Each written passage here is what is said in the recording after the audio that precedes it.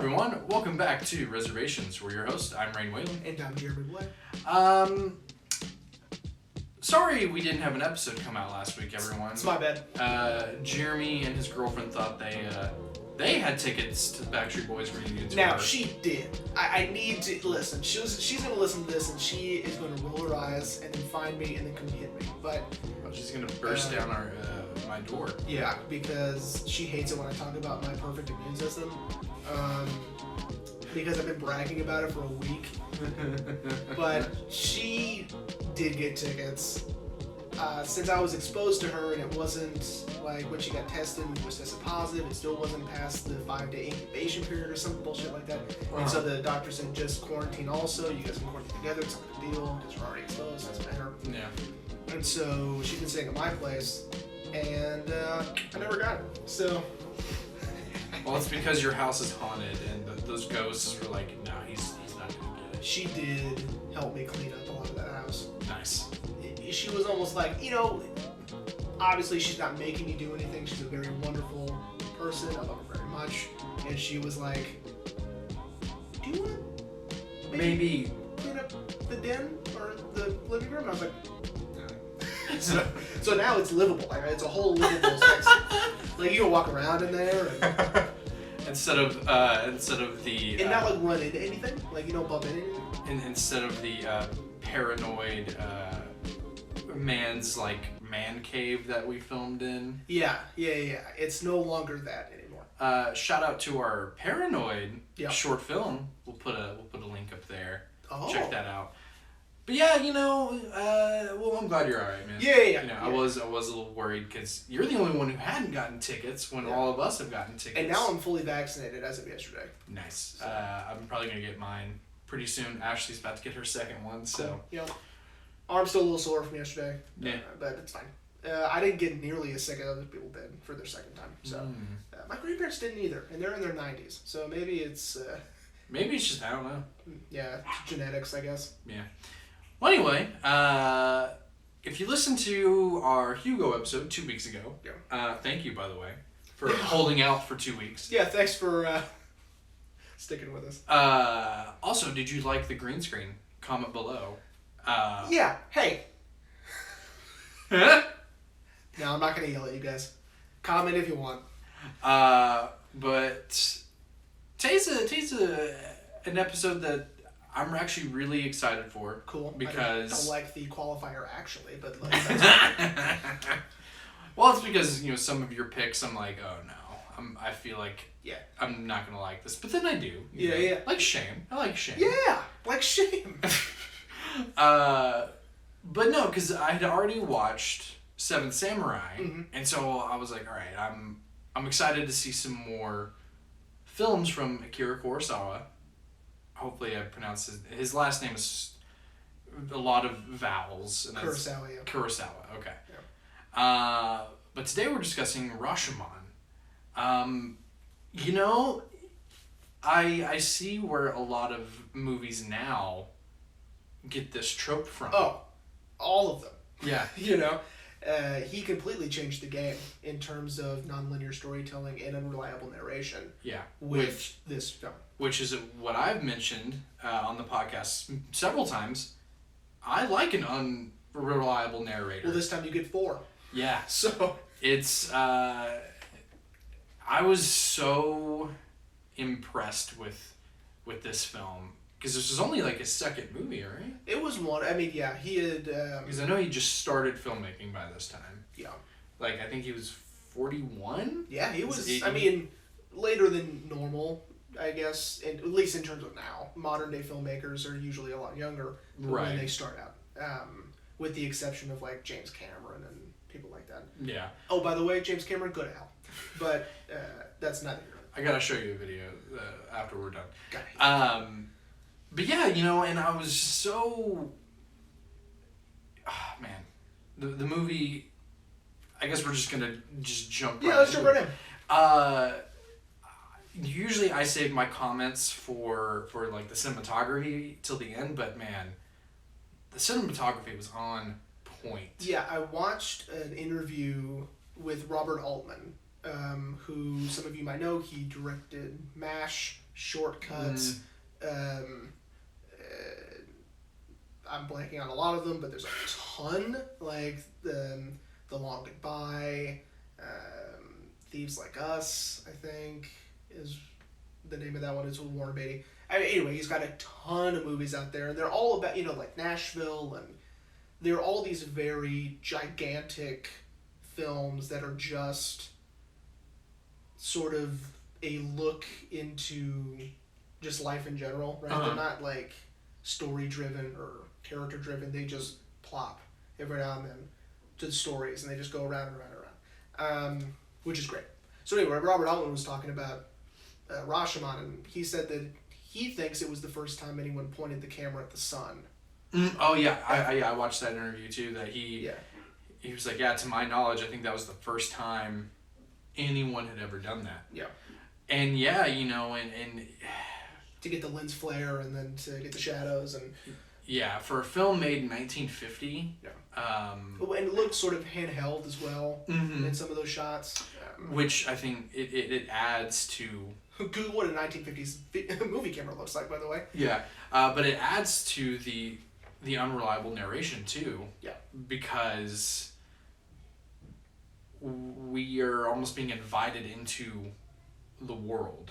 Yeah. Through this almost handheld lens. Yeah, and then we of course get this wooded area that it's hard to distinguish. Are we even in the same place? Yeah. In this story, or are we in a different part of the woods in this story, or are we, it's hard to get our bearings. Right. Yeah. Before we move on, if anyone hears any yelling, I think there's some kids outside playing. We apologize. Kids. Okay. Just because it's nice outside doesn't mean you're allowed to go outside. That's true. Not while we're recording. Anyway, but yeah, and then of course you also being a fan of one continuous shot, that just super tight continuous shot of the woodcutter. Yeah. As he's walking. Oh my God. It was so good. Yeah, the woodcutter's scenes are really cool because it's setting up everything. It's sort of, this is where he finds the body and, and even that's sort of like, did it happen that way? You know what I mean? Right. And I like to point out that before we get started, I kind of want to put this out there that I don't think anybody's lying, by the way. I think this is a study in the sort of unreliability of someone's memory, and trauma can cloud your memory and change it. Right. So can anger. So can fear. So all of these things can, and these are things that all of these people are going through, right? I'm glad you mentioned that now, because I was gonna want to talk about, like, do we think who is lying and who is telling the truth? But now that you've kind of jumped ahead to that, and I've really thought about it, that makes sense. Yeah. That probably no one's lying. Well, and it's sort of, in the very beginning when they are sitting out of the rain underneath the Rashomon, right? That they are just so distraught, the priest and the woodsman, about what they've just witnessed and what they just went through, right? By listening to all these different stories of the same event. Right. And they're just, they just can't believe that all of them are right and wrong, and no one is telling the same story, and certain details are contradictory of someone else's details. Right. And so I think they are struggling with why. I think they are thinking someone's lying. Right. And where I understand. I don't know. I don't think so. I think that, to say that someone is lying may make it a little too easy, because they're just like, okay, well then does that mean one of them is correct? Right? Because it might be that none of them are. Right? Right. Which I love that Kurosawa doesn't give us the right answer. Right? He doesn't tell us exactly what happened. Yeah. We kind of sort of get, like, this is plausible how it happened at the end of the film with the woodcutter's story. But yeah, even then, That could be wrong. And of course, we can get into, and we will, whether we should believe the samurai or not. Oh, yeah. Because, I mean, okay, we'll save that for later. Okay. So, okay, I have a lot of things written down.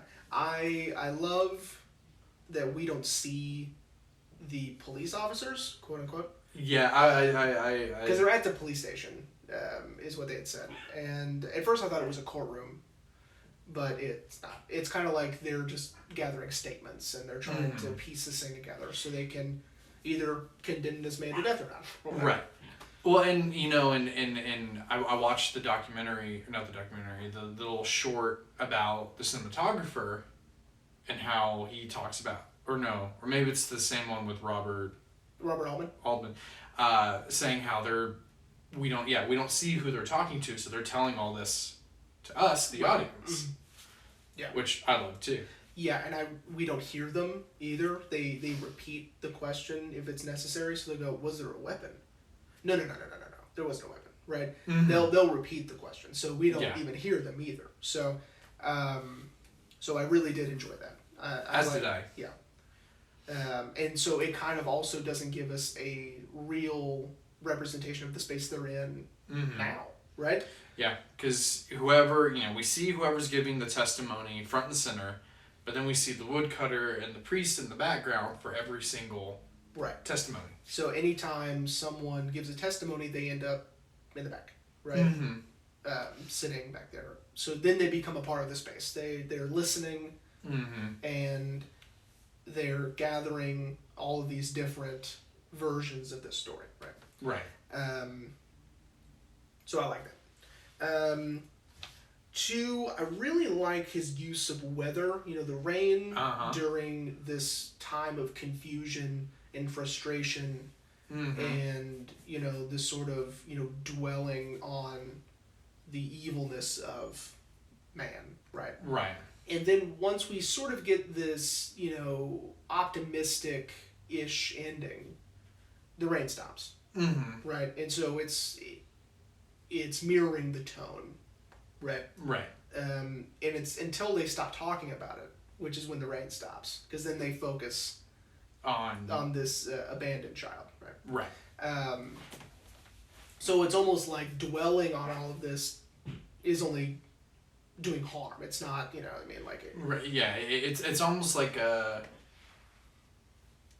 when someone is in like a depressive slump, everything around them seems dark and gloomy, but then once they get that kind of little sliver of they're out of the wood, I'll use the pun, out of the woods, then everything seems lighter and brighter. Doesn't seem so bad, right? Right.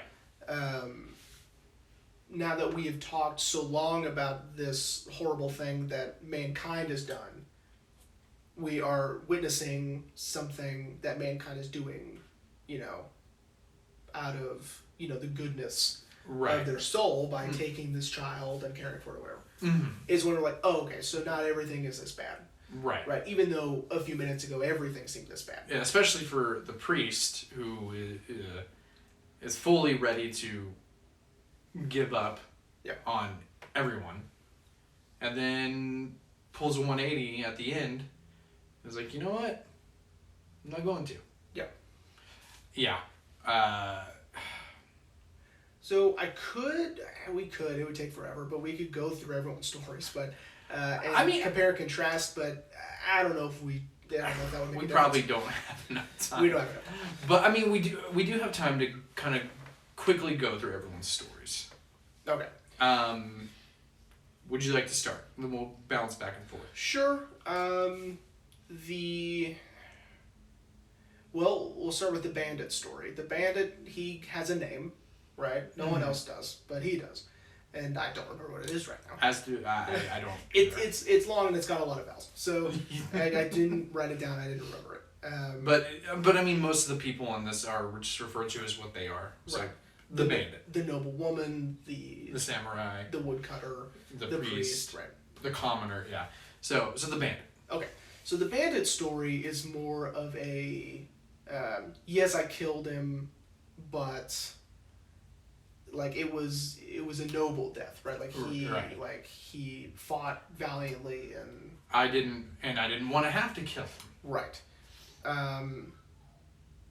Which is, of course, kind of self-serving, and it's like, hey, I'm not such a bad guy. You know what I mean? Like, this is kind of how it went down, you know? Right. And then the woman's story, the noble woman's story, is completely different. Right. That the bandit raped her. Yeah. As where, in his story, she willingly consented. Yep. I mean, he did force himself, but then she... And that sort of willingness and the consent is in the other stories. Yes. Yeah. You know? But anyway, so that's sort of weird, right? So he raped her. Yeah. And then he just leaves her there. Yeah. And then she doesn't remember what happens after she freed her husband, the samurai. Right. All she knows is she wakes up and he's dead. Right. Oh. I know. Not a whole lot of detail. Right. Yeah. She just really what she wanted to do was sort of discount really the consent. Mm-hmm. Right. That was sort of her main mission. Right. Was discounting that and then making the murder seem less valiant. Right. Right. Or more like a murder. Right. And then we get a medium channeling the samurai to tell his side of the story. Which now here... Okay.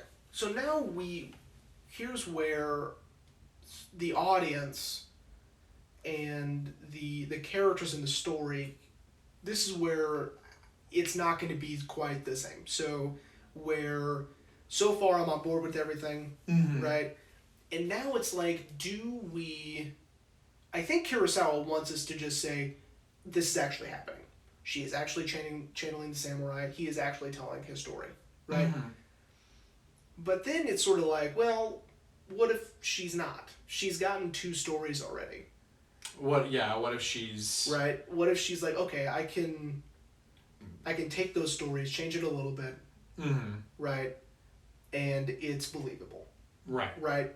And maybe not even in a sort of, not even in a conscious way. You know what I mean? Mm-hmm. She believes she's channeling the samurai, but maybe she's really not, right? Right. And that she is, been just gathering all of this information and spinning out her own narrative. I mean, as most mediums do. Right. So in our 21st century brain, Yeah, I mean, I didn't even think about it like that. We may not believe that she is actually channeling the samurai. Right. I would have liked to see the samurai if I had a complaint about this movie, which I really don't. I thought it would have been cool if, like his spirit appeared or something. Like the smoke would, cover the lens and then dissipate and she's gone and he's there or something. Right? Yeah, that would have been cool. Like a visual representation of this. That she has channeled him. Right. I thought that would have been cool. Yeah, that would have been cool. But his story is his wife consented. Yeah. And the men still fought, but I can't remember exactly. The woman was really sort of... The woman's a more evil person in this story, because she's sort of like, I don't care who wins, I'll take whoever. That's right, I remember. Right? Oh, yeah. I'll take whoever wins. And it's like, dude, what's your problem? Right. Yeah, yes. Yeah, because the bandit was just going to leave. Yeah. And then... Oh, no. The bandit offered... He wanted to marry her, and she was like, well, you have to kill my husband. Right. And he was like, well, I don't want to have to kill anyone. Some of this might be cultural also. So I don't know anything about 11th century Japan. So... Yeah. This might have been customary. I don't know. I had 2 weeks to figure it out and I didn't do it. I want to say, though, that most... In 11th century Japan, women were, if they were promiscuous, they were seen as, tainted, I guess. Cool. But anyway, cool. But yes, no, the samurai is very adamant about this point that he was just going to leave her because if she is willing to be with this other man, then what does it matter? I'll just leave. You know what I mean? Yeah. And he was just going to leave her there. And so again, his story is different with some similarities to the Bandits, right? But it's not all the same. Right. And then the final version we get is the woodcutter's story that paints it as very... The men... It was, again, consensual. But then the bandit was... That was one that was confusing. The bandit was just going to leave. Just be like, all right, I got what I wanted. Time to go. Bye. But then she berates him for not being man enough to kill her husband, and vice versa, and pretty much coaxes them into a fight, right? Which it's very sloppy. Neither man wants to fight. Yeah. They're just fumbling all over each other until just pretty much the bandit got lucky and killed him. And that's the woodcutter story. Yeah. Woodcutter wasn't there, so yeah. So who knows, right? And in a lot of these, the woman is an antagonist. Yeah, pretty Except much. for hers. Yeah. Her story is the only one where she isn't. Yeah. Right. Yeah, pretty much. And almost everyone else's story, she eggs on the fight. Yeah. And so I would wager that's probably closer to what happened. But again, we'll never know. And I think that's the genius of this movie is that we don't get the real story. We don't get the true series of events. Right. If we had more time, we could do like a full breakdown and like charts and stuff on the green screen. with yarn and like it connects here and here. He's very Charlie Kelly and trying to. Yeah. I watched a video recently of a guy who connected every Adam Sandler movie because they all connect, and it's the most chaotic, funniest thing I've ever seen in my life. Nope, I don't like that at all. That would give me a headache. But anyway, but point being, if we had more time, we would for sure do that. Of course. But we don't, because we want to keep you guys entertained. Right.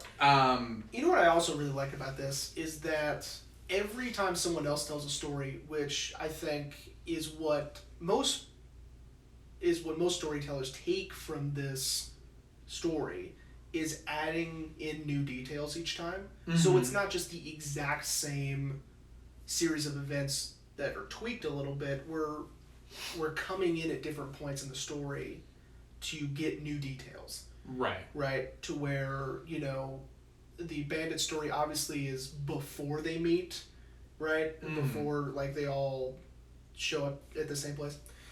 In the Grove. And the novel. Yeah, we should mention, we're slacking on our 2-week hiatus. Yeah. This film is based on a novel called In the Grove. I don't know the author's name. We'll probably put it as a little text right here. Oh. Anyway. Right. And then, like, everyone else's starts at a different point in this confrontation, right? But adding in new details, which is what other people do, like in television when they do a Rashomon episode or something. Right. To keep us from being fatigued with the same thing over and over again, they'll start at different points and add in different things that we're now learning for the first time. Right. To keep us focused on what's going on. Right.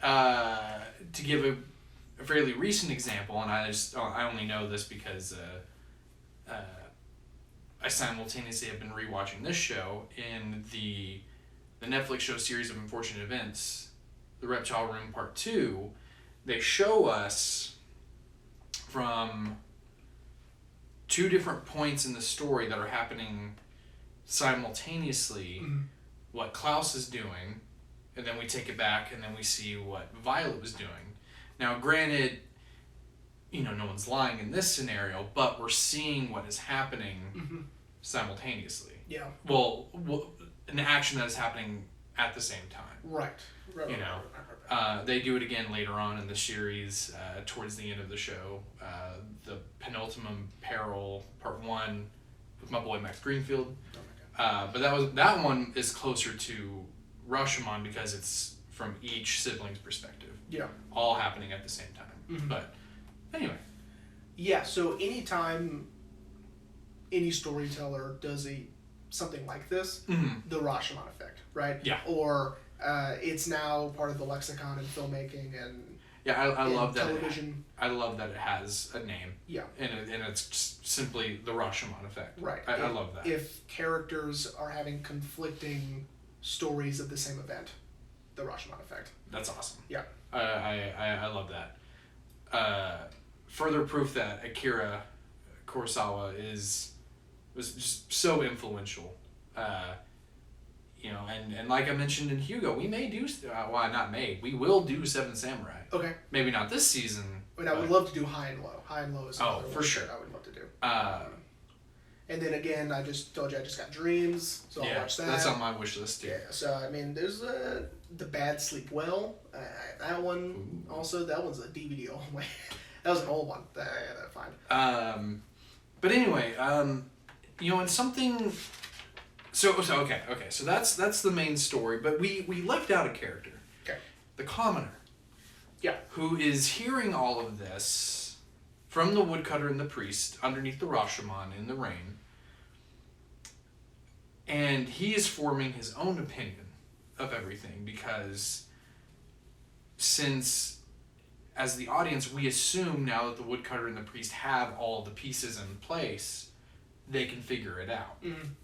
And so the commoner is kind of, in my opinion, meant to represent us, the audience. Yeah. Which, I mean, technically, yeah, he is. He's the audience. But he seems to be much more cynical. Yeah. And figures it out fairly quickly. What really happened, who was lying. Mm-hmm. And berates the woodcutter about everything. Yeah. Well, and he comes in with his own biases because he comes in with I never believe a woman ever, right? Right. And it's like, whoa, calm down. But again, 11th century Japan. Right. So times drastically changed. Yeah. And even then, it's technically a period piece. Right. but yeah, he had his own biases, and kind of doesn't really care either. Not really. Really, he just likes that he gets all of these stories to entertain him while he's getting out of the rain. Right. That's really what he likes about these stories. Which is why he keeps asking, well, what about the next one? Right? Or it's, berating them and trying to figure it out because he's trying just to get his mind off of, it's raining. It's raining. I don't want to be wet. Yeah, exactly. Which is silly, but essentially an oversimplification of what's happening. Exactly. And he, I think out of everyone in the movie, the commoner, he is the most cynical out of anyone, but also he is the most, I don't want to say realistic, but he, once he gets all the information and berates the woodcutter, he's like, everyone lied. Everyone said what they wanted to say to save their own skin. Right. You did the same thing. And then that's when the woodcutter confesses his story, his version. And the commoner's like, see, you lied too. Yeah. So what makes you any better than the rest of them? Right. And again, that's one way to look at it, which is everybody's lying. Mm-hmm. But again, I don't know. I'd like to think no one's lying. I like to think everyone believes their own lie. That they're telling the truth. Yeah. Right. Or at least believes that, this is what I remember. Mm-hmm. Right. I'd like to think even the Bandit's not lying, just because, like, who cares, right? Like, when we are introduced to him and, you know... Yeah, he's just chilling underneath the shade. And he's like, he had no problem, you know... I don't know. I just don't think his character cares, right? Right. Because he's already a notorious bandit. Everybody knows who he is, right? And he makes sure everybody knows who he is. And so it's... Yeah, even the commoner knows who he is. Yeah. Yeah. And so he's just like, this is what happened. You know what I mean? And you said it at the beginning, like, memory is a funny thing. Yeah. Like, even events that aren't very traumatic, you know, we add in new details to spice it up. I mean, I'm not gonna lie. I've done the same thing in telling, like, stories about, like, my trip to Australia and things like that. Mm-hmm. But it's also because those memories I know are not necessarily fading, but the new details keep it fresh in my brain. We can get into the science of memory, because every time you remember something, the next time you recall that memory, it was from the last time you remembered it, not from the original. Right? Exactly. Yeah, that's the kind of... And so, like, that's... Again, I don't know if Kurosawa wants us to go this far into it, but... so it changes every time you do, right? And so, no matter what, even if it's just a little bit, it still changed forever. Because now you're recalling the last time you remembered it, even if you remembered it wrong. Yeah. And of course we have a history on this podcast of digging way too deep into things. Yeah. Well, you know, it's sort of like my, you know, do we believe the medium, right? Right. I don't know if Kurosawa even wants us to question the medium, right? Because no one else is, and it, you know, we are still getting this narrative, and, you know, she's providing details that, you know, whatever. But, well, and you know, in a 21st century setting, the medium's testimony would have been thrown out anyway. Completely, because you know, we have seen throughout the years, you know, televangelists and these self-proclaimed psychics and healers be debunked, right? Time and time again. May he rest in peace, the amazing Randy. That was his life's work, was to debunk people swindling other people by pulling at their belief systems by saying, I can heal you by magic. It's ridiculous, right? And so that was his life's work. Everyone Google the amazing Randy when we're done. Or now. I don't care. So, he was amazing. After we're done. Finish the episode. Okay, fine. After we're done. Google the amazing Randy. He's absolutely amazing. There's a great documentary about him, The Honest Liar, on Netflix, I think. So, done. You keep saying it doesn't matter. It doesn't matter. So, it does. He's amazing. Raver's amazing. Now, that's why I have a hard time believing the medium, just because... Right, because she could be, you know, and I think you said it perfectly. Like, she's had time to hear the bandit side of the story, the woman side of the story, how the woodcutter came upon the body. Even the priest just happening to see them on the trail. Right. So she has all of this evidence, pretty much, to twist the narrative even more. Right. And then to put herself in his shoes and add in a little vindictive, you know, side to it and paint his side of the story with that brush, right? Right. And that creates his side of the story.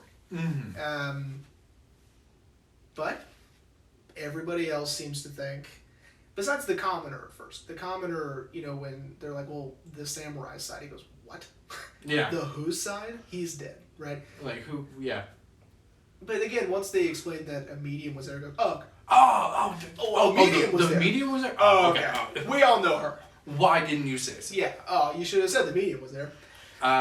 Yeah. Yeah, and it is very strange that...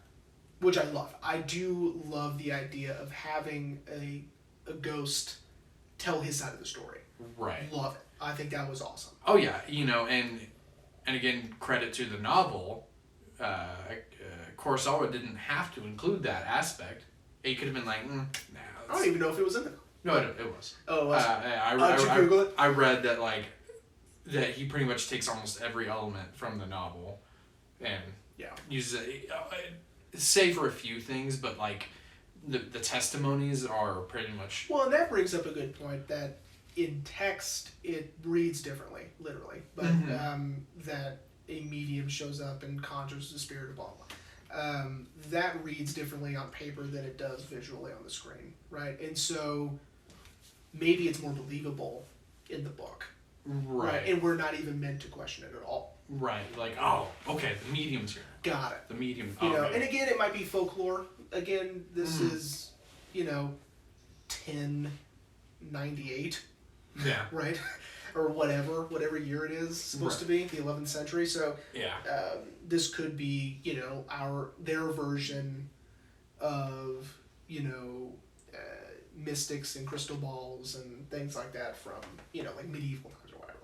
Right, for us. Well, and medieval times had soothsayers and stuff like that. And much like how the samurai is their version of a cowboy, right? Right. Is their gunslinger.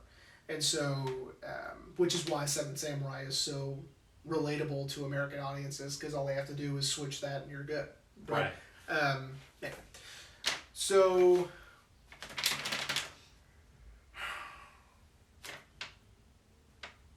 do I think anyone's lying? No. What do you think? What did you think at first? Let's say, what were your thoughts before I got here? So when I first watched the movie, I loved it.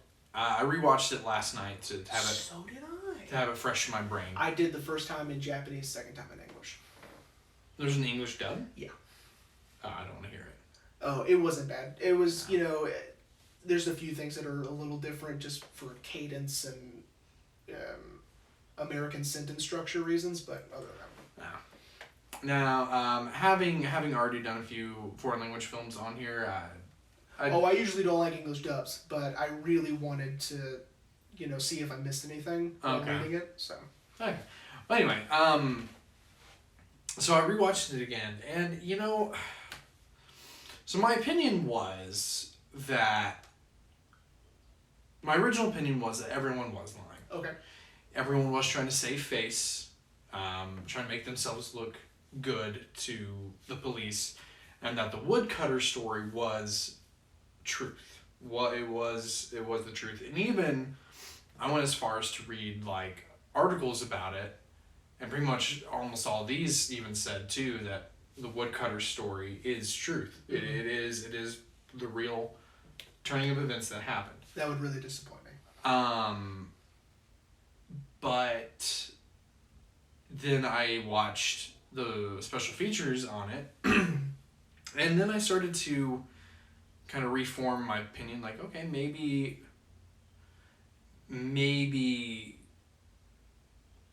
not necessarily everyone's lying, but they're lying about the details of what happened, which would still be lying, but like the bandit not wanting to kill anyone, maybe that's true. Mm-hmm. But the noble death part, maybe that's not true. Not true.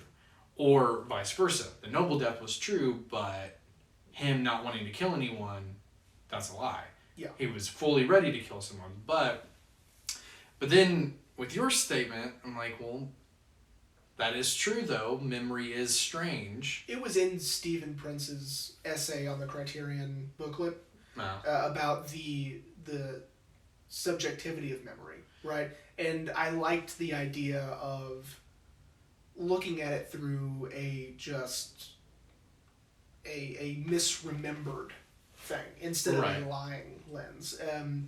Not to say that any of this is right. Right. It's just like the story, right? Mm-hmm. And we're never gonna know. And the fact that those people are wanting the woodcutter story to be true, lame. Because Kurosawa, I don't think, would have given us the right answer anyway. So that's not the point of the story, to get the right answer. Yeah. Yeah, it's, Kurosawa loves this time period, which is why he has so many samurai movies and so many movies that take place in this century. Mm-hmm. because he uses it, and this is also in Stephen Prince's essay, he uses it to show the extremes of humanity, right? And Right. to really dial in the human experience in this, non-modern lens, Right. where this is what it was like. Here's what it's like to have just a black and white version of the extremes of the human experience. Right. And I think that to say that, okay, one of those is right, no. I don't like that. I don't like that at all. Well, I mean, and something that I've really found in recent storytelling is there's always gray, as you're discussing with black and white terms, especially when we did Sunset Limited, shout out to our Sunset Limited episode. That was a while ago. I know. Season 3, my dudes. Whoa. But, I like that Kurosawa really shows us, there is gray in all of this. There is a gray area.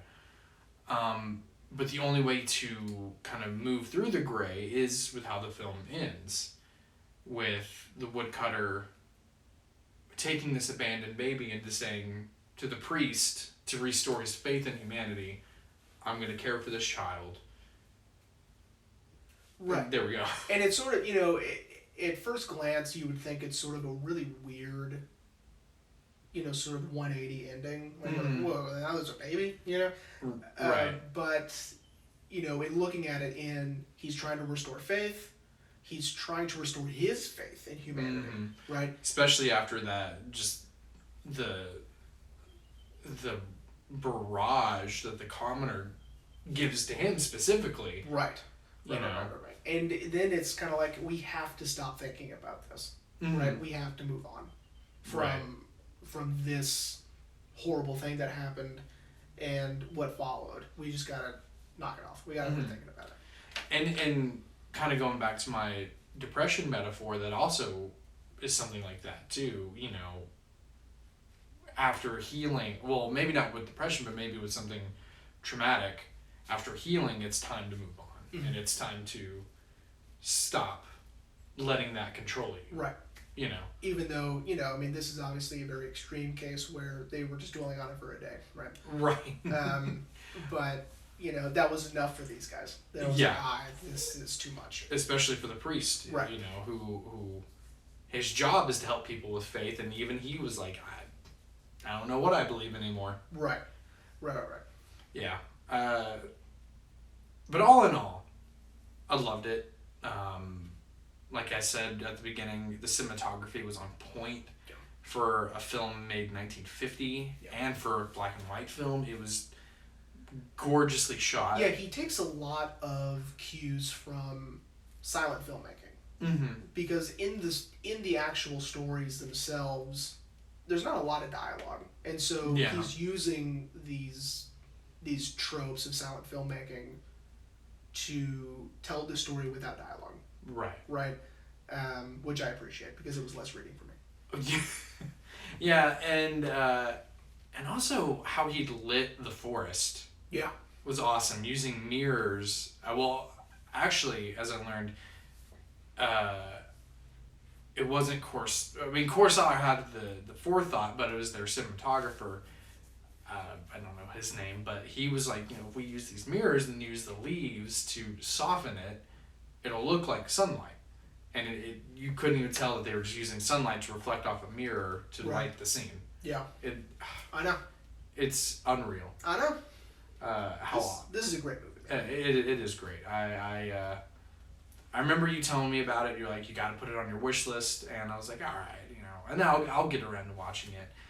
But after watching Seven Samurai, I was like, okay, I need to see more. Yeah. And this, I think this is a great follow up to seeing Seven Samurai. But yeah, man, it's and it's a great story in terms of the human condition, of how we go to such lengths to save face and to make ourselves look good, because we're maybe worried about, well, what happens if I tell the truth or remember it correctly, you know?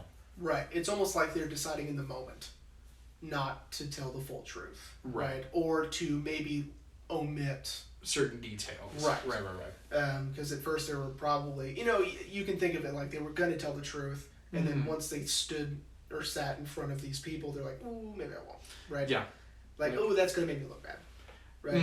And so it's not they went in saying they were not going to tell the whole truth, but in the moment they're like, oh, maybe I should omit that. Especially, the wife, as we discussed in everyone else's story, the bandit having his way with her was very consensual. Right. But then her story, he raped me. It wasn't consensual. Because she didn't want to seem like that she willingly cheated on her husband. In front of him. Right. Turned him into a cuck. Right. Oh, boy. Whew. Didn't think we'd get that word in the episode. Oh, well, at least I didn't say the whole word. That's true. But anyway, yeah, and it's...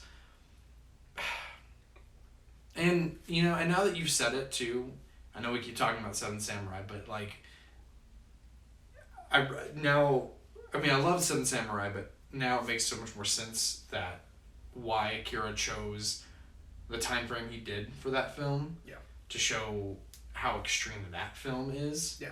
In the human condition, and it's... Yeah, and, this is not the only two movies he uses for this time period. I mean, there's so many. I would say well over half of his films are set in this time period. Oh, yeah. We may not do all of them, but we will do there's a lot. Guys, if you're not familiar with his filmography, look at it. You're going to be overwhelmed because it's a lot. Oh, yeah. It spanned, I think, over 40 years, his filmmaking. Yeah, he died in 98, I think. And I bet you he was 98 when he died. I don't know how old he was, but he was old. I mean, if in 1950 he was 41. Oh, that's a good point. So he was in his 80s, so at least. Yeah, 40 years later, yeah. Yeah, he would have been in his 80s. So it was a long time. And, like we were talking about Dreams before we started recording, like that was in 1990, and it's still considered one of the greatest, right? Right. I mean, he was still, like, hitting home runs. Oh, yeah. And as we kind of talked about, his filmmaking has inspired so many people. Right. His films have inspired George Lucas, Peter Jackson, whoever did Magnificent Seven, which I don't remember at this point in time. Yeah. Yeah, I know. And now I hope our audience is now thinking back to movies or television that they're like, oh, that's a Rashomon esque episode, or that's a Rashomon-esque film, or okay, right, like getting these multiple versions of the same event and trying to figure out which is real. That's all Kurosawa. That's all Rashomon. So no one did that before, right? And so everyone has done it afterwards. Yeah.